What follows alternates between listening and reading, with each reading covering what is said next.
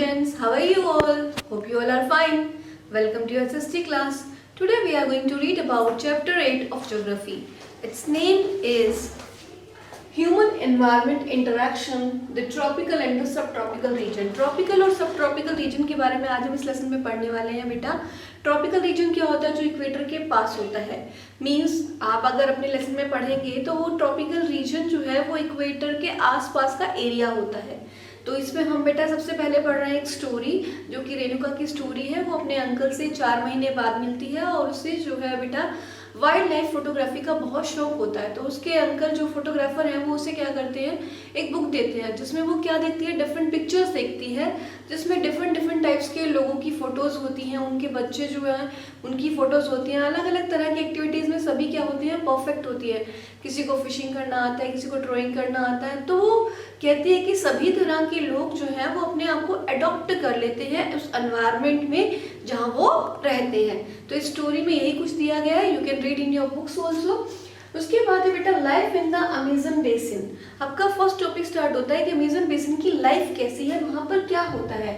अभी इस लेसन में पढ़ने वाले हैं आप अमेजन बेसिन के बारे में और गंगा बेसिन के बारे में. अब उसकी लाइफ कैसी है.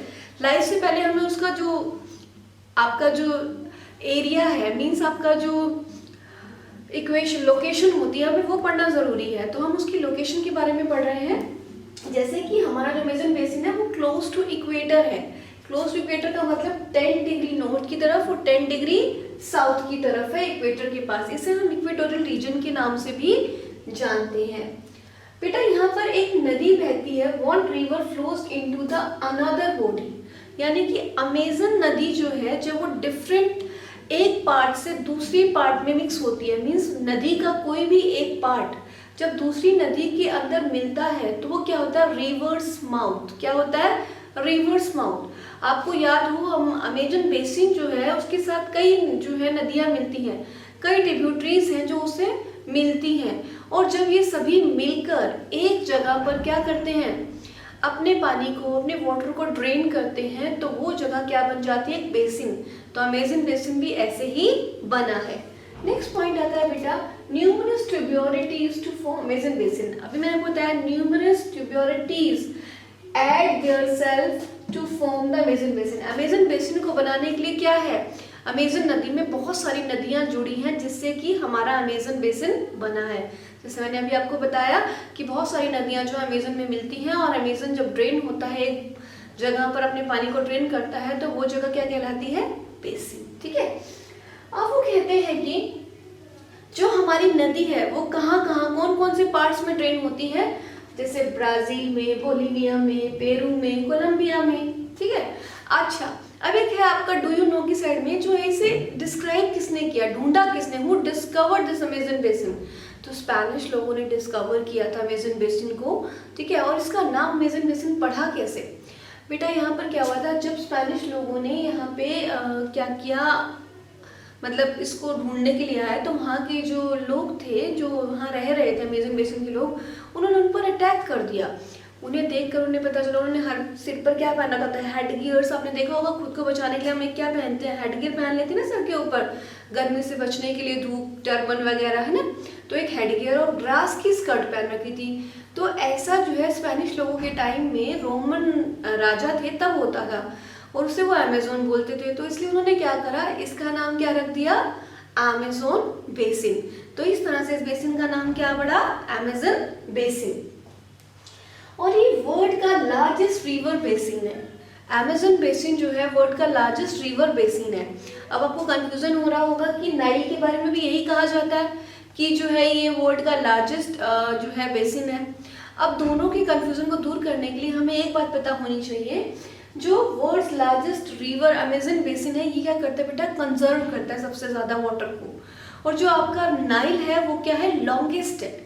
ठीक है. तो दोनों का डिफरेंस समझ में आया. अमेजन क्या कर रहा है, वाटर कंजर्व कर रहा है और नाइल जो है वो लॉन्गेस्ट है. ठीक है.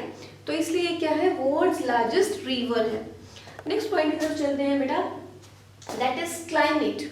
क्लाइमेट क्या है बेटा, अब जो आपका अमेजन बेसिन है वहाँ पर क्लाइमेट कैसा है, वहाँ पर क्लाइमेट है hot and humid.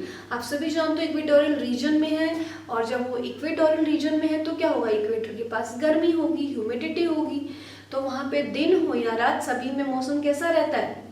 Hot and humid, ठीक है। लेकिन यहाँ पर क्या होता है, डेली रेनफॉल होती है, बारिश होती है। इसके अलावा दिन में क्या रहता है, हाई टेम्परेचर रहता है और हाई ह्यूमिडिटी रहती है।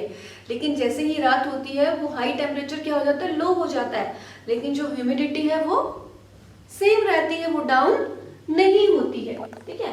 नेक्स्ट आता है रेन फॉरेस्ट। आप सभी जानते हो अमेज़न जो है, जहाँ रोज बारिश आ रही है, तो वो क्या है, रेन फॉरेस्ट। यानी वहाँ बारिश बहुत ज्यादा है, तो रोज बारिश होगी तो फॉरेस्ट भी बनेंगे, जंगल भी बनेंगे। तो वो कहता है कि यहाँ पर हैवी रेन फॉरेस्ट होने की वजह से क्या है, घने जंगल पाए जाते हैं और इनके पत्ते और इनकी ब्रांचेस इतनी डेंस होती हैं कि ऊपर ही एक बड़ी सी रूफ तैयार हो जाती है, जिससे जो है सूरज की रोशनी नीचे तक नहीं पहुंच पाती। नीचे का जो एरिया होता है वो डैम्प रहता है, शेडी रहता है। नीचे वही पौधे उग पाएंगे जो कि क्या है, कम धूप में उग सकते हैं, है ना। क्योंकि क्या हो रहा है, ऊपर एक कैनोपी तैयार हो गई है, पेड़ के ऊपर जो पत्ते हैं वो ऐसे पेड़ के ऊपर ऐसे पत्ते बना बना के एकदम से ऐसे बन जाते हैं। आपने देखा होगा कि इधर से भी पेड़ इधर से पेड़, तो एक दूसरे के ऊपर आ जाते हैं, ऐसे कैनोपी बन जाती है। ये थोड़ा थोड़ा जो पार्ट आपको मेरी फिंगर्स के बीच में दिख रहा है कि ये खाली है, तो ऐसे ही शेडेड पार्ट नीचे जाता है। तो इसे हम क्या बोलते हैं बेटा, कि ये थोड़ा सा पार्ट मतलब डेंसली घिरे हुए हैं, लेकिन थोड़ा पार्ट जो है शेड का नीचे, तो शेडेड पार्ट है, थोड़ी ही धूप जा रही है, तो शेडेड प्लांट्स जो है वहाँ पर ग्रो करते हैं, जिनमें शेडेड टॉलरेंट प्लांट वेजिटेशन होती है, जैसे ऑर्चिड हो गया, ये वहाँ के प्लांट है। और इसके अलावा बात करते हैं वहाँ पे बर्ड्स कौन से हैं। बेटा बर्ड्स यानी फ्लोरा एंड फौना वहाँ पर बहुत ज़्यादा होता है। जहाँ जंगल है आप सभी जानते हो वहाँ क्या होंगे, पक्षी भी होंगे और जानवर भी होंगे, क्योंकि जहाँ जंगल है वहाँ पक्षी का होना बहुत ज़रूरी है। वहाँ कौन कौन से बर्ड्स पाए जाते हैं, वहाँ पर बेटा हमिंग बर्ड हो गया, टक्कन्स हो गया, ठीक है। ये जो बर्ड्स हैं ये बहुत ही इंपॉर्टेंट बर्ड्स हैं, पैराडाइज ऑफ बर्ड्स जो है वहाँ पर होते हैं।